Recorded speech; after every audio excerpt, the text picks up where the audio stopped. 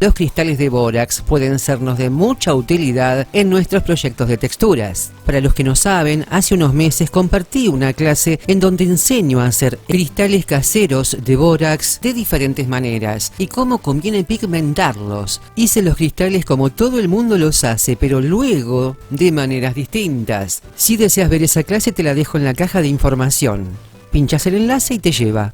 Luego de esa clase me hicieron muchísimas preguntas. En este video voy a hablar sobre todo lo que investigué sobre este mineral, las características del bórax, como por ejemplo dureza, resistencia, si se descomponen los cristales, si se blanquean y cómo conviene darles color y protegerlos, que considero un dato importantísimo a tener en cuenta antes de ponernos a hacer cristales. Espero que esta clase, que complementa a la anterior, sea de utilidad para todos.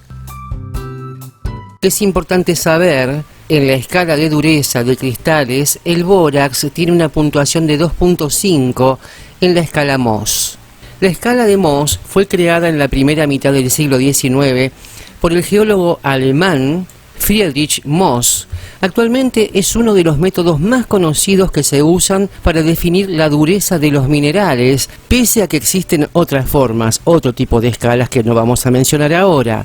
Sintetizando, es un cristal frágil y en dicha escala se encuentra después del yeso, material conocido por todos. Así que no es muy duro el cristal de bórax, eso es importantísimo de saber. Imagínate que la escala más alta dentro de esta forma de definir la dureza, que es la escala Mohs, la ocupa el diamante. Pero el bórax en cristal es lo suficientemente consistente para poder utilizarlo. No queramos sustituir el vidrio por el bórax, no es lo mismo. No es lo mismo una piedra, un guijarro de río, que el bórax. Podríamos utilizarlo para hacer texturas, para hacer cuadros, mil cosas podemos hacer con él, para interior. Y mientras pico estas piedritas, te preguntarás, ¿y por qué, Estela, explicas todo esto? Porque me han hecho preguntas tipo, ¿resiste el agua? Sí, si lo protegemos bien. ¿Es tóxico? No, si no se ingiere. Y yo misma me hago mil preguntas, porque imaginen que si voy a utilizar un material en mis trabajos que son profesionales, que están a la venta, que de paso aclaro no son económicos, tengo que saber qué material estoy utilizando y para qué fines puedo utilizarlo. Si se degrada en el tiempo, si se deshace, si se mantiene el color, son muchos puntos a tener en consideración. Es interesante saber los objetos que manipulamos y qué propiedades tienen. ¿Cuáles son las propiedades físicas del cristal de bórax? Bueno, es incoloro o blanco, es blancuzco, puede ser azulado a verdoso si hay impurezas en el agua cuando lo estamos haciendo. El rayado, si vos lo rayás, es blanco. Tiene un lustre vítreo a resinoso, es translúcido a opaco, importante. No imaginemos que es un cristal como lo es, por ejemplo, el diamante, ¿sí? No es tan cristalino, es translúcido, que es muy diferente, tirando a veces a opaco e incluso blanquecino. Aquí estoy picando cristales para volverlos a pigmentar. No voy a decir todas las características, pero sí es importante haber aclarado lo de la dureza. Con respecto a la tenacidad, que es, digamos, la resistencia que tiene un mineral o un cristal a ser roto, quebrado, bueno, es quebradizo. Y aquí mismo lo estás viendo, le estoy dando con un martillo y se rompe.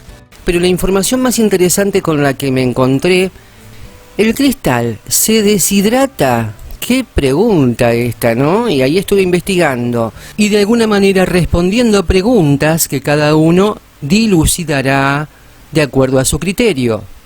Entre las partículas invisibles de las que están hechos los cristales de bórax se encuentran las moléculas de agua. Si estos cristales se dejan en un lugar seco y templado durante largo tiempo, algunas de las moléculas de agua van a escapar al aire. La parte del cristal que ha perdido agua se deshace en forma de polvo. Las pequeñas partículas de polvo dispersan la luz y por ello aparecen blancas, o sea, manchas blancuzcas.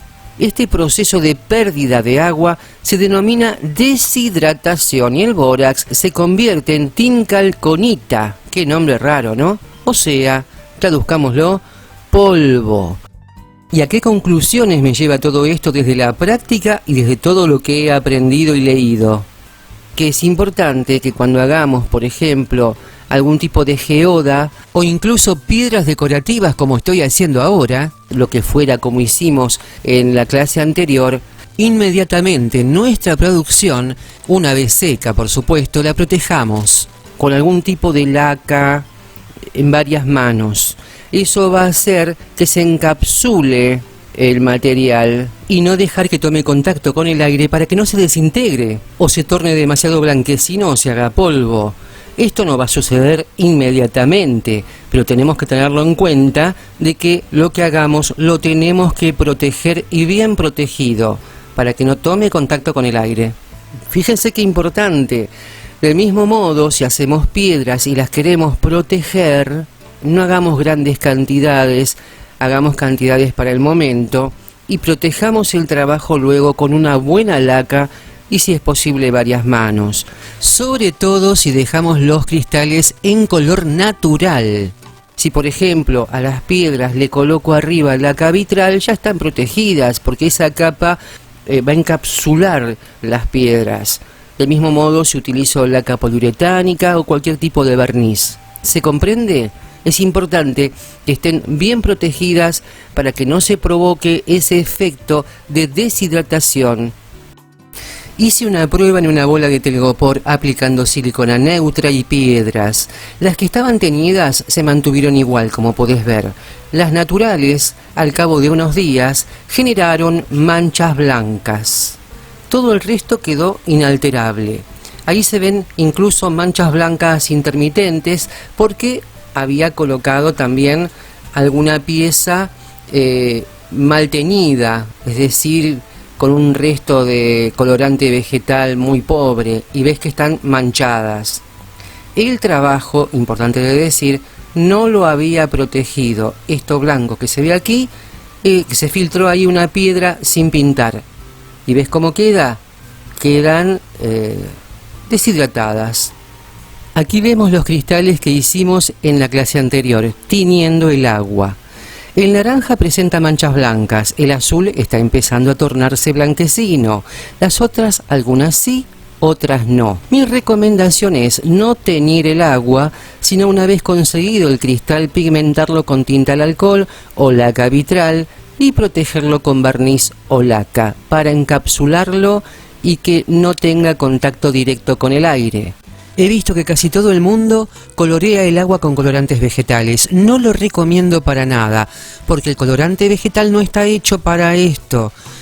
Pierde el color con el tiempo, se decolora, ¿sí?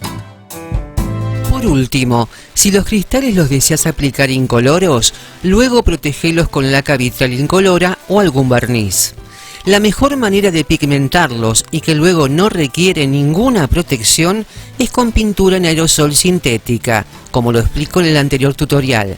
Si lo queremos pigmentados y translúcidos, la mejor manera es utilizar tintas al alcohol, como enseño también en el tutorial anterior. Y luego ya aplicados, los protegemos con barniz o laca vitral incolora. Los dorados y plateados, por ejemplo, los hice con pintura en aerosol. Quedaron espectaculares. Hasta aquí estas recomendaciones, espero sean de utilidad para muchos. Les dejo un gran abrazo.